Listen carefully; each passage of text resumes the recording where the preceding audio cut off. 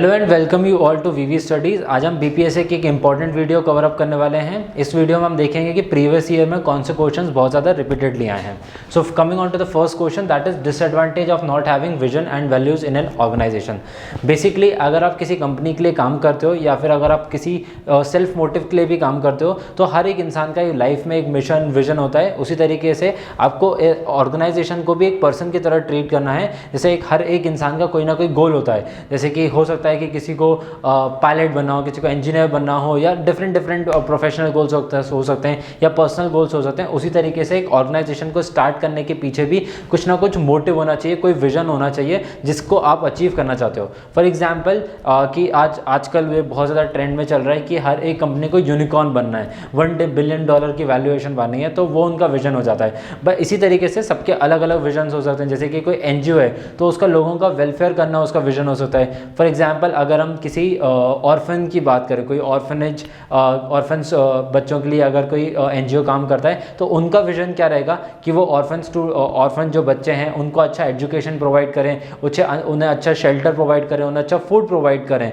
और आगे जाके हो सकता है कि वो उनको सर्विस या कोई काम भी प्रोवाइड करते हो। सो ये किसी एनजीओ का काम हो सकता है। सिमिलरली हम अगर किसी ऑटोमोबाइल कंपनी की बात करें, तो ऑटोमोबाइल कंपनी का क्या विजन हो सकता है कि मैं इंडिया में कोई भी, जैसे सर रतन टाटा ने जब टाटा नैनो को लॉन्च किया था, तो उनका विजन उस पर्टिकुलर ब्रांड से क्या था या उस पर्टिकुलर मॉडल से क्या था कि इंडिया में जितने भी लोग हैं वो कभी भी परेशान ना हो, उनके पास एक अफोर्डेबल 4 व्हीलर उनके पास, मतलब इजीली हर घर को बेसिकली अफोर्ड कर पाओ उस कार को। ये उनका मेन मोटिव था। जैसे कि अगर आप धूप में निकल रहे हो, आप बारिश में निकल रहे हो, आप बहुत ज़्यादा ठंड में निकल रहे हो, तो उससे आपको ज़्यादा प्रॉब्लम नहीं हो। जैसे कि इंडिया में हम बहुत सारे देखते हैं कि एक पूरी फैमिली होती है जिसमें 4-5 लोग होते हैं, वो सिर्फ एक मोटरसाइकिल पे जा रहे होते हैं। सो इससे अच्छा सर रतन टाटा ने ऐसा सोचा था कि एक कार होगी तो ईजिली कहीं भी कम्यूटेट कर सकते हैं। सो इस तरीके से हर एक बिजनेस, हर एक मॉडल का कोई ना कोई बिजनेस होना चाहिए। अगर नहीं है तो वो एक एमलेस कंपनी है, वो कहाँ किस डायरेक्शन में जा रही है नोबडी नोज।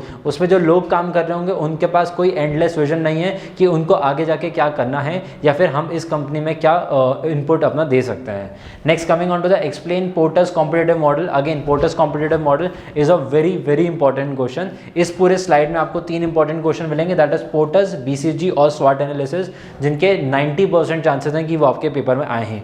अब पोर्टर्स का कॉम्पिटिटिव मॉडल जब आपको आएगा तो आपको पहले एक पिक्टोग्राफिकली आपको शो करना पड़ेगा किस तरीके से पोर्टर का कॉम्पिटिटिव मॉडल बनाया जाता है। फिर उसको आप एक्सप्लेन करोगे थ्योरेटिकली कि पोर्टर ने कब बनाया था, उसके एडवांटेजेस क्या हैं, उसके डिसएडवांटेजेस क्या हैं, और फिर आप किसी एक ब्रांड का एग्जाम्पल लेकर या फिर एक इंडस्ट्री का एनालिसिस लेकर आप पोर्टर्स का मॉडल उसमें लगा सकते हैं। अब पोर्टर्स के मॉडल में हम अगर कुछ पॉइंट्स देखें तो उसमें क्या क्या आते हैं, जैसे कि उसमें आता है बाइंग बिहेवियर ऑफ कस्टमर। अब कस्टमर जो आपके साथ आ रहा है वो आपके साथ कितना बार्गेन करता है या बार्गेनिंग पावर ऑफ कस्टमर देखी जाती है। जैसे अगर आप कोई मान लीजिए आप ऑटोमोबाइल खरीदने गए, या फिर हम बेसिकली लाइफस्टाइल प्रोडक्ट का एग्जांपल लेते हैं। आप लाइफस्टाइल प्रोडक्ट या जीन्स लेने गए हो, आप एक जीन्स लेने गए हो लोकल मार्केट में, और वही जीन्स अगर आप लेने गए हो मॉल में, तो मॉल में जाके आप कभी भी उनसे बार्गेन नहीं करते हो। आप उनका प्राइस टैग देखते हो, उसमें जो ऑफर होता है आप वो ऑफर पूछते हो और उसके बेसिस पे अपना डिसीजन बनाते हो। बट वहाँ पे आप जाके काउंटर में उनसे नेगोशिएट नहीं करते हो, आप बार्गेन नहीं करते हो उनसे कि आप 100 रुपये डिस्काउंट दे दो, या फिर आप उनने बोला 1,500 की जीन्स है तो आप बोलोगे कि नहीं मेरे को 1000 की चाहिए। जिस तरीके का बिहेवियर आपका लोकल मार्केट में रहता है वो सेम बिहेवियर आपका मॉल में नहीं होता है। सो ये ब्रांड का डिफरेंस हो जाता है। प्रोडक्ट सेम है बट लोगों का नज़रिया अलग है उसको देखने का। सिमिलरली अलग अलग प्रोडक्ट्स हो सकते हैं जिनके लिए, जैसे B2B जो प्रोडक्ट्स होते हैं उसमें ज़्यादा बार्गेनिंग नहीं होती है, लेकिन अगर आप B2C प्रोडक्ट्स देखोगे तो उसमें बार्गेनिंग इंक्रीज हो जाती है। सिमिलरली यहाँ पे बार्गेनिंग पावर ऑफ सप्लायर देखा जाता है, या फिर involvement of supplier, involvement of customer देखा जाता है कि प्रोडक्ट को कितने अच्छे तरीके से जानते हैं और प्रोडक्ट को कितने अच्छे तरीके से समझते हैं। नेक्स्ट इज स्वॉट analysis, again next is BCG matrix. अब BCG मैट्रिक्स आप बेसिक एक्सप्लेन करोगे इसमें कि BCG मैट्रिक्स का मतलब होता है बोस्टन कंसल्टेंसी ग्रुप, उसको कब स्टार्ट किया था, कहाँ पे स्टार्ट किया गया था, उसके इंपॉर्टेंस काय में है, इंटरनल एनालिसिस में उसका इंपॉर्टेंट है या फिर एक्सटर्नल एनालिसिस में उसका इंपॉर्टेंस है। फॉर एग्जांपल BCG मैट्रिक्स जैसे कि आप अपनी कंपनी के इंटरनल में भी लगा सकते हो और एक पूरे कॉम्पिटिटिव में भी लगा सकते हो। फॉर एग्जांपल जैसे कि अगर मेरे को BCG मैट्रिक्स सिर्फ अपनी कंपनी के ऊपर लगाना है तो मेरी कंपनी के पास ऐसे 4 कैटेगरीज में, BCG मैट्रिक्स में प्रोडक्ट को 4 कैटेगरीज में डिवाइड किया जाता है। जैसे कि उसमें एक एग्जाम्पल अगर मिलूँ तो एक स्टार परफॉर्मर होता है आपका, जैसे कि अगर हम मारुति सुजुकी का एग्जाम्पल है तो उसमें उनका बेलेनो उनका स्टार परफॉर्मर है।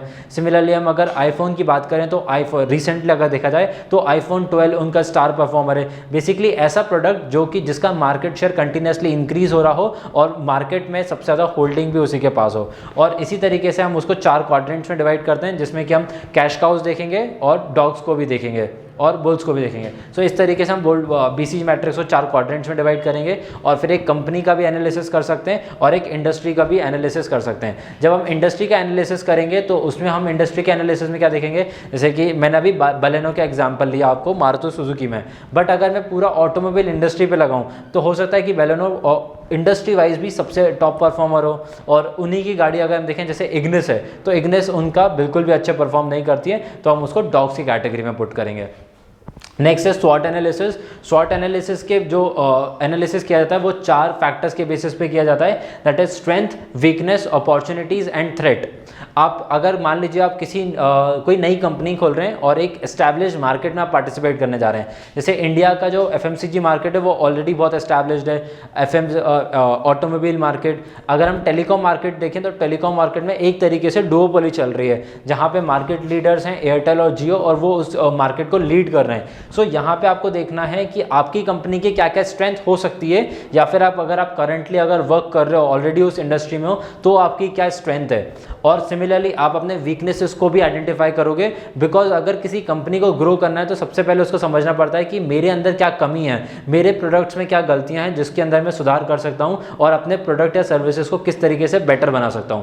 Next we'll see the opportunities in the industry. अब मान लीजिए मुझे कोई नया बिजनेस कर रहा है और मेरे पास मल्टीपल इंडस्ट्रीज में वर्क करने के लिए, फॉर एग्जाम्पल मेरे पास एंटरटेनमेंट हो सकती है, मेरे पास फूड एंड ड्रिंक्स की हो सकती है, बेवरेज की हो सकती है, ऑटोमोबाइल है, टेलीकॉम है। तो इंडिया में मैं उस मार्केट में पेनिट्रेट करने की कोशिश करूंगा जो कि बहुत ज़्यादा अनऑर्गेनाइज भी ना हो और बहुत ज़्यादा ऑर्गेनाइज भी ना हो, एक कंपनी के पास उसकी मोनोपोली ना हो और मेरे पास एंडलेस अपॉर्चुनिटीज़ ना हो। ऐसा नहीं हो कि वो मार्केट ऑलरेडी स्टैग्नेंट हो चुका है। जैसे कि आज अगर मुझे टेलीकॉम सेक्टर में जाना है तो मैं 5G के साथ स्टार्ट करूंगा, मैं 2G, 3G या 4G को सिलेक्ट नहीं करूंगा, बिकॉज उनका मार्केट रीसेंट टाइम्स मतलब नेक्स्ट 5 ईयर्स में बात करें तो 4G का मार्केट भी डिक्लाइन कर जाएगा because of the 5G market.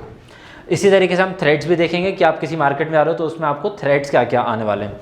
Next coming on to the competency और डिस्टिंक्टिव कॉम्पिटेंसीज और कॉम्पिटेटिव एडवांटेज। मतलब ये एक सिमिलर क्वेश्चन है जो कि अलग अलग टर्मिनोलॉजीज में पूछा जाता है। सो बेसिकली इस क्वेश्चन में हमें क्या समझना है कि आपकी कंपनी या आपकी प्रोडक्ट के पास में क्या कॉम्पिटेटिव एडवांटेज है, आपकी कंपनी का USP क्या है, what is the unique selling point of your company या फिर ऑफ योर प्रोडक्ट। आपकी कंपनी में आपके प्रोडक्ट में ऐसा क्या है जो लोग आपके प्रोडक्ट को खरीदें।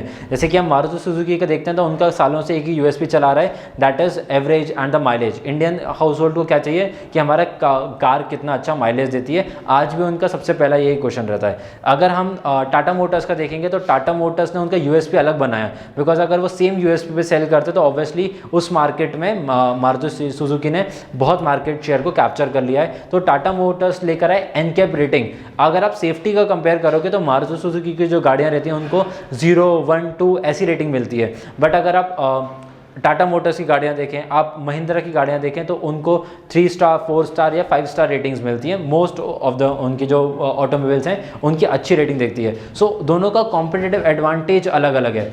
जिसी तरीके से आप प्राइसिंग पे खेल सकते हो। बहुत सारी कंपनीज हैं इंडिया में, बहुत तरीके का इस तरह का मार्केट बनाता है कि आप सस्ते में प्रोडक्ट दे दो। जैसे कि हम स्मार्टफोन इंडस्ट्री में देख रहे हैं, जो ओप्पो, वीवो, रेडमी का जो पेनिट्रेशन है वो स्मॉल स्केल, बजट स्केल पे बहुत ज़्यादा है। वो कभी भी आईफोन के साथ में शायद आज एट प्रेजेंट की अगर हम बात करें तो उनका तो कोई कंपैरिजन नहीं है और शायद आने वाले 10 साल में भी उनका कोई कंपैरिजन नहीं होगा। दो आईफोन अपने प्राइजेस को डिक्रीज कर रहा है, बट स्टिल जो बजट फ़ोन्स हैं, जो ओप्पो, वीवो हैं, उन्होंने अपने महंगे फ़ोन्स भी निकाले, उन्होंने अपने फ्लैगशिप मॉडल्स भी निकाले, बट उसमें उनका कॉम्पिटेटिव एडवांटेज उतना नहीं है। इंसान अगर 60,000 रुपये खर्च करेगा तो वो क्या प्रेफर करेगा, कि या तो मैं आईफोन ले लूँ या मैं सैमसंग लूँ या फिर मैं वन प्लस लूँ, बिकॉज ये ब्रांड्स हैं। बट अगर आप नीश मार्केट की तरफ जाओगे या फिर बजट फ़ोन्स को अगर आप प्रीमियम बोल के अगर सेल करोगे तो वो आपका कॉम्पिटिटिव एडवांटेज नहीं है।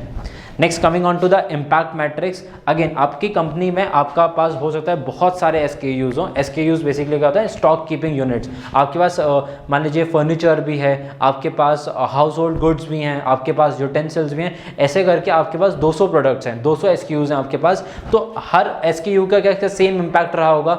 नहीं। आप जब उसको मार्केट प्लेसेस में लेके जाओगे, जब आप उसको अमेजोन पे, फ्लिपकार्ट या ऐसे मार्केट प्लेसेस जब आप सेल करने की कोशिश करोगे तो आप उसमें देखोगे कि सबसे ज़्यादा SKU आपके कौन से रिपीट होते हैं, या फिर आपके वेबसाइट पे सबसे ज़्यादा डिमांड्स कौन से प्रोडक्ट्स की आती हैं, तो वो आप देखोगे कि सबसे ज़्यादा कौन सा इम्पैक्ट, सबसे ज़्यादा ऐसा कौन सा प्रोडक्ट है जो कि सबसे ज़्यादा इम्पैक्ट क्रिएट करता है। तो आप उसकी ज़्यादा से ज़्यादा मार्केटिंग करोगे, उस तरीके के प्रोडक्ट ज़्यादा बनाओगे ताकि लोग आपके पास रिपीटेडली वापस आएँ। Last is internal and external factors that affect your organisation. अब इंटरनल फैक्टर्स में आपकी कंपनी के एम्प्लॉयज़ आ जाते हैं, आपकी कंपनी के डिपार्टमेंट के सिचुएशंस आ जाती हैं, आपकी हायरार्की आ जाती है। अगर हम एक्सटर्नल एनालिसिस की बात करें या एक्सटर्नल फैक्टर्स की बात करें तो उसमें गवर्नमेंट पॉलिसीज़ आ जाती हैं, उसमें आपका कंपटीशन बढ़ जाता है कि कंपटीशन कितना है उस पर डिपेंड करता है, इंडस्ट्री के ऊपर डिपेंड करता है, और अगर आपका ग्लोबल प्रोडक्ट है तो फिर ग्लोबलाइज्ड मार्केट भी उसके ऊपर डिपेंड करता है। So these were the 7 very important questions जिनके हाईली चांसेस हैं कि आपके एग्जाम में आए। So I would request you to go through these questions in separately, मतलब इनकी वीडियोज़ देखें ताकि आपको इंडिविजुअली उनकी अच्छी अंडरस्टैंडिंग आ जाए। आप सबके अच्छे से एग्जाम्पल्स और उनके फ्लो चार्ट्स बना के आना ताकि आपका आंसर ज़्यादा अच्छी तरीके से दिखे। I hope you have like the video. Thank you for watching the video.